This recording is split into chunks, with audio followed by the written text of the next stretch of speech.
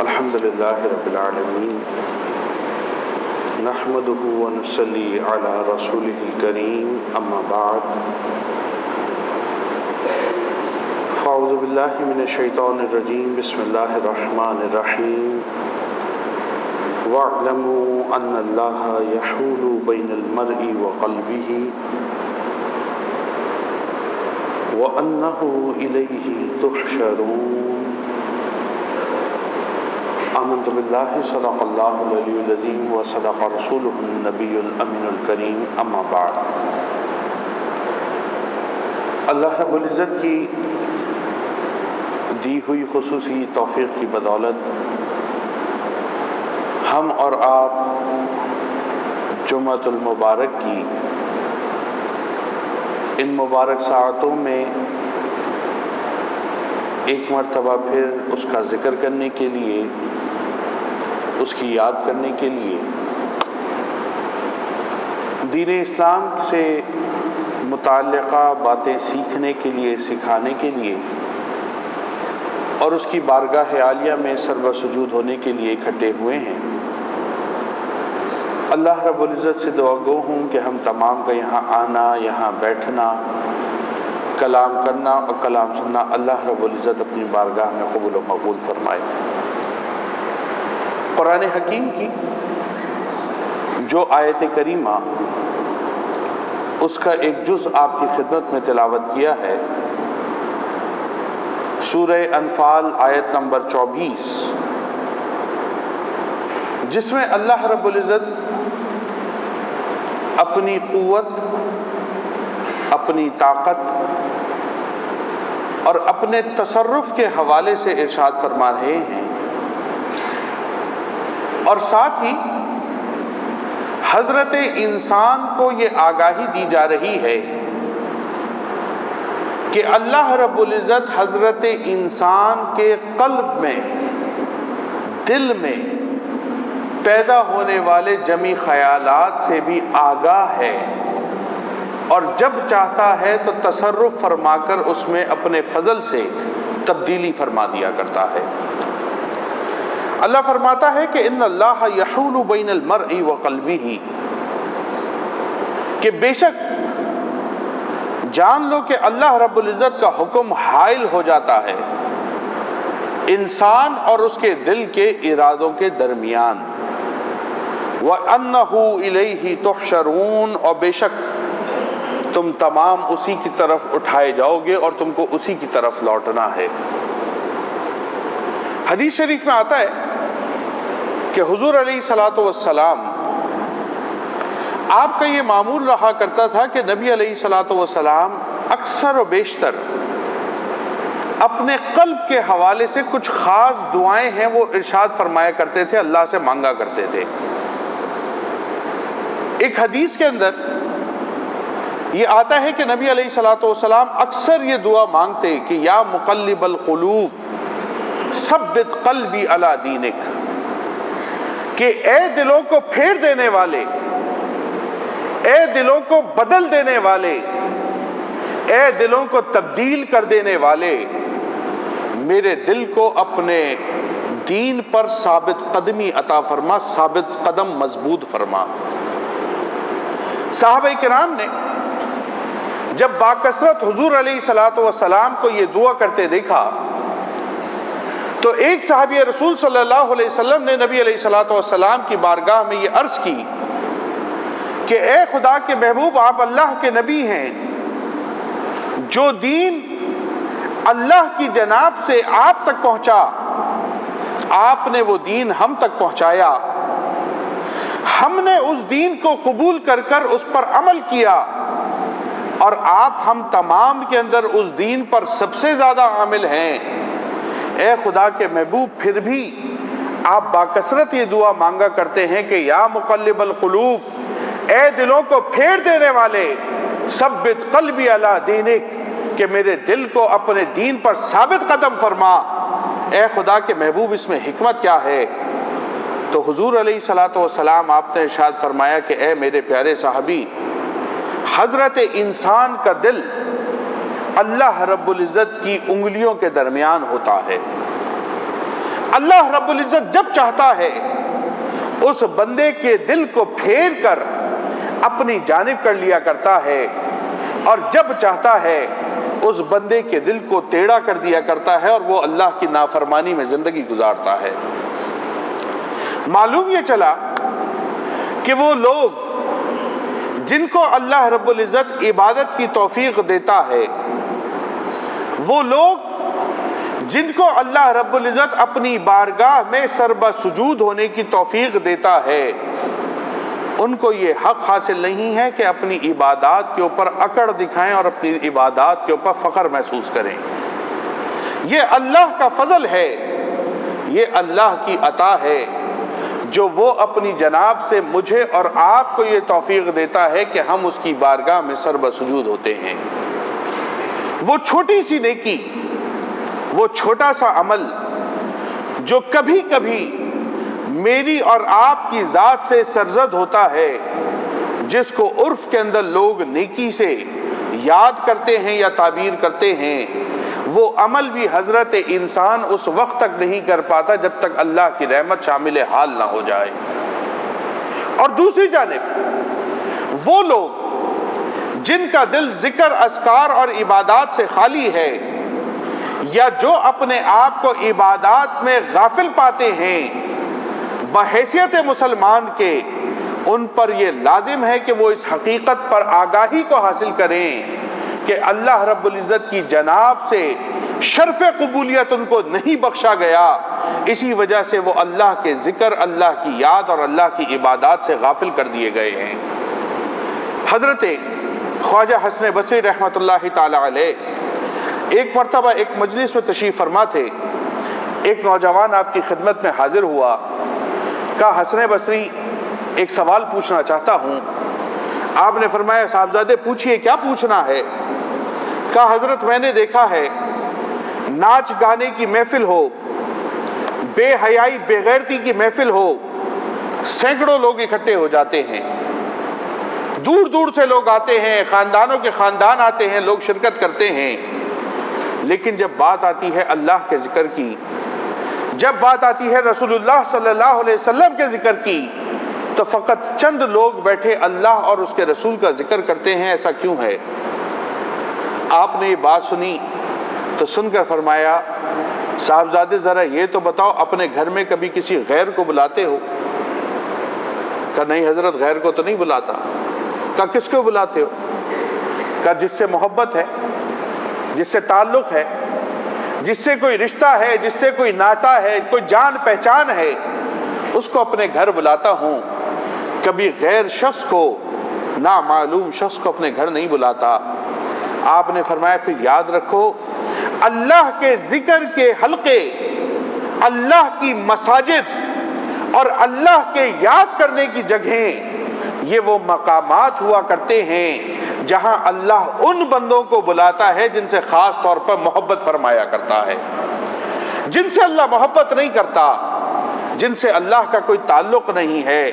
یا اللہ رب العزت اس بندے پر نگاہ رحمت اور نگاہ شفقت نہیں فرماتا،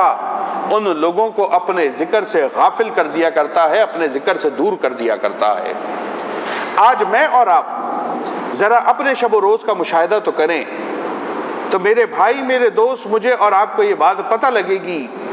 کہ آج ہمارے زندگیوں کے اندر جو غفلت ہے، آج ہماری زندگیوں میں جو اللہ کے دین سے دوری ہے، آج ہماری زندگیوں میں جو عبادات کے اندر ذوق اور شوق مفقود ہوتا چلا جا رہا ہے، اس کی بنیادی وجہ یہ ہے کہ اللہ کی رحمت سے میں اور آپ دور ہو چکے ہیں۔ کیونکہ اگر اللہ کی رحمت ہماری جانب مائل ہوتی، اللہ کا کرم ہماری جانب مائل ہوتا، اللہ کی محبت اور نظر عنایت میری اور آپ کی جانب مائل ہوتی،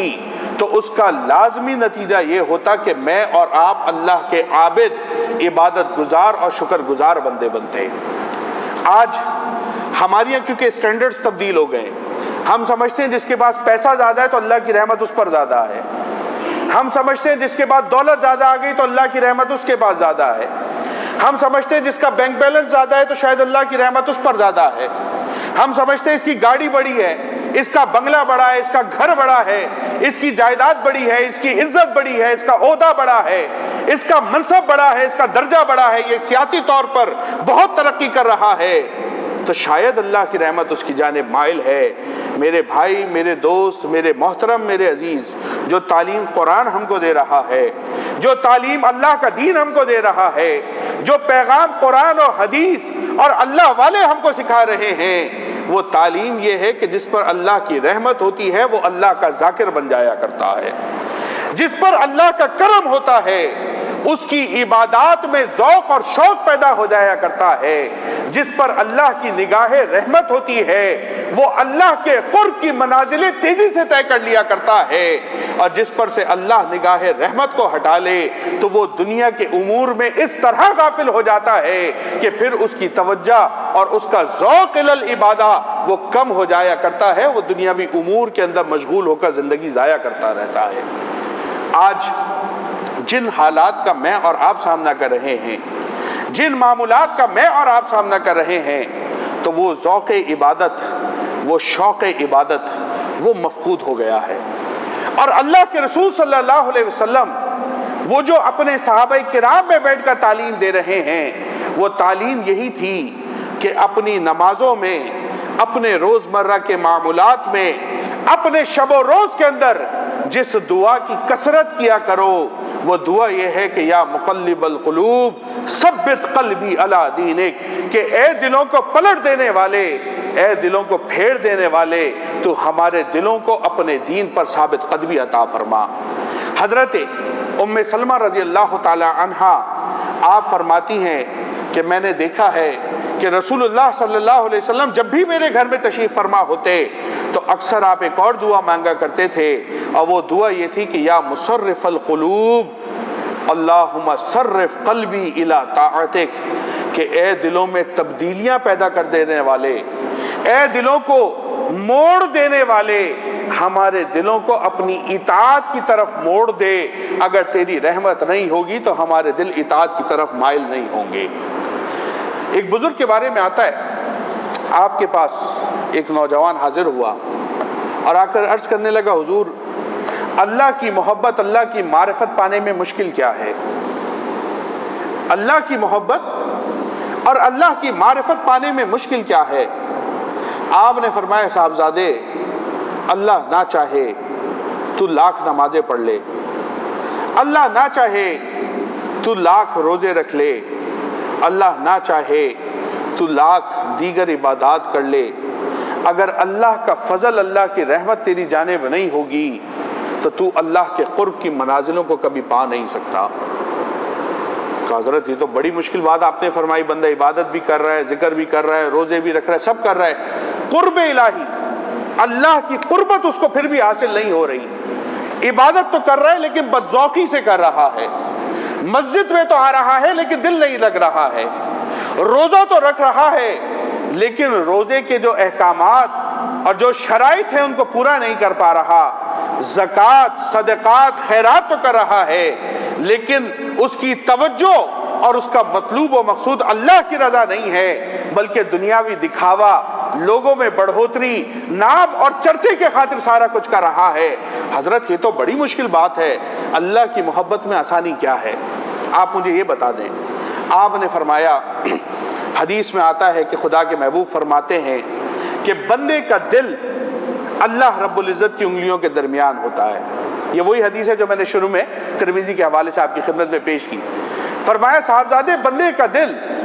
اللہ کی انگلیوں کے درمیان ہوتا ہے، اللہ جب چاہتا ہے اس دل کو پھیر کر اپنی جانب کر لیتا ہے اور وہ سارے کام کروانے لگتا ہے جو اس کی محبت، اس کی معرفت، اس کے قرب اور اس کی رضا کے ہوتے ہیں،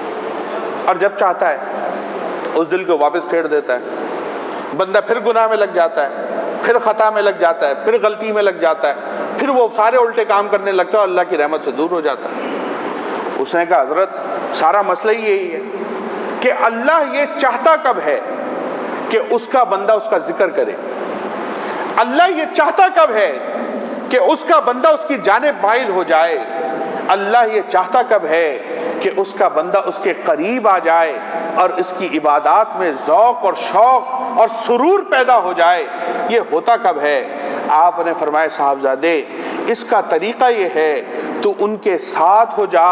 جن کے دلوں کو اللہ نے پہلے سے اپنی جانب کیا ہوا ہے. جب تو ان کی صحبت میں بیٹھے گا اللہ رب العزت تیرے دل کو بھی اپنے نور سے مالا مال فرما دے گا. تو جو طریقہ قرآن اور حدیث اور بزرگان دین ہم کو تعلیم کر رہے ہیں وہ طریقہ یہ ہے کہ ان صحبتوں کو اختیار کیا جائے, ان ذاکرین کے ساتھ بیٹھا جائے, ان اللہ والوں کے ساتھ بیٹھا جائے, ان علماء اور مشائخ کی صحبت کو اختیار کیا جائے جن کے دل پہلے سے اللہ نے اپنی جانب لگائے ہوئے ہیں. جب بندہ اپنے ٹیڑھے دل کو لے کر ان کے پاس بیٹھتا ہے تو صحبت کا اثر یہ ہوتا ہے کہ اللہ رب العزت اس کے ٹیڑھے دل کو سیدھا فرما دیا کرتا ہے.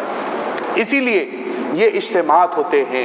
اسی لیے یہ ذکر کے حلقے ہوتے ہیں, اسی لیے یہ درس و نصیحت ہوتی ہے کہ اللہ رب العزت ہمیں ان کا ساتھ عطا فرما دے, ان کی قربت اور معرفت عطا فرما دے جن کے دل کو اللہ نے اپنی جانب مائل کیا ہوا ہے. جب بندہ ان کے ساتھ ہوتا ہے تو اللہ رب العزت ٹیڑھے دلوں کو سیدھا فرما کر اپنی محبت سے سرفراز فرما دیا کرتا ہے. تو ہم نے کیا کرنا ہے, ایسے لوگوں کو تلاش کریں جو اللہ کے دین پر لگے ہوئے ہیں, ایسے لوگوں کی صحبت کو اختیار کریں جو اللہ کے دین کے لیے تن من دھن قربان کیے ہوئے ہیں. ان کا مال اللہ کی راہ میں خرچ ہو رہا ہے, ان کا وقت اللہ کی راہ میں لگ رہا ہے, ان کا علم, ان کی فہم و فراست اللہ کے دین پر خرچ ہو رہی ہے, ان کا عقل و شعور دین اسلام کی ترقی کے اندر وقف ہو رہا ہے. جب میں اور آپ ایسے لوگوں کے ساتھ بیٹھیں گے, چاہے ان کا نام صلحاء رکھ لیجئے, ان کا نام اولیاء رکھ لیجئے, ان کا نام علماء رکھ لیجئے, ان کو مشائخ کہہ لیجئے,